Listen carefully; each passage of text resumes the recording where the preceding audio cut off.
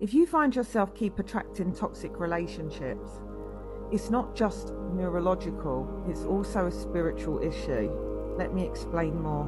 So the Bible says in the book of Romans, be not conformed to the patterns of this world, but be transformed by the renewing of your mind.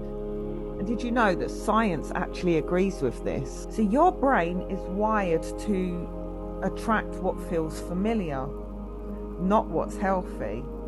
And that's called attachment trauma. If chaos, inconsistency, and emotional neglect were the norm for you growing up, then that's why your nervous system now thinks that that is normal, that is familiar, because you see, that was the blueprint that was written for you in your childhood. So your nervous system actually has been wired to believe that these set of toxic behaviors is actually love, because that's what you've experienced for years. And you see, toxic relationships, they feed that loop of giving you highs and then consistent lows. So consistent highs, then consistent lows, and that's called intermittent reinforcement. So you see, you're not crazy, you've just been conditioned.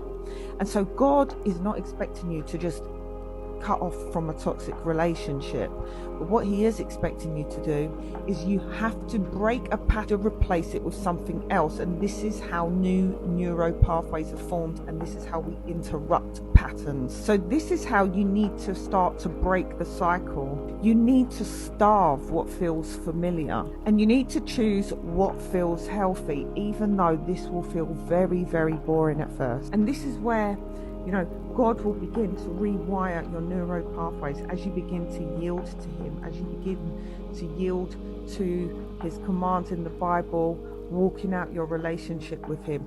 This is how the patterns will begin to break. And also that might mean that you need to invest in inner healing, deliverance sessions, therapy. You have to be committed. You have to want freedom. You have to want wholeness. You have to want to become healthy.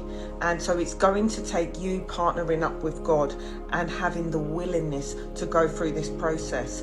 But you do need to give yourself a lot of self-compassion and grace as God gives to you, because these patterns took years to form, and it won't be a quick fix to break them. But you do need to make a decision. Everything first starts with a firm decision. The Bible says, let your yes be yes and your no be no. So yeah, if you like this content, please follow for more, where my page is all about faith, psychology, healing from toxic relationships, overcoming narcissistic abuse. Take care, guys. God bless.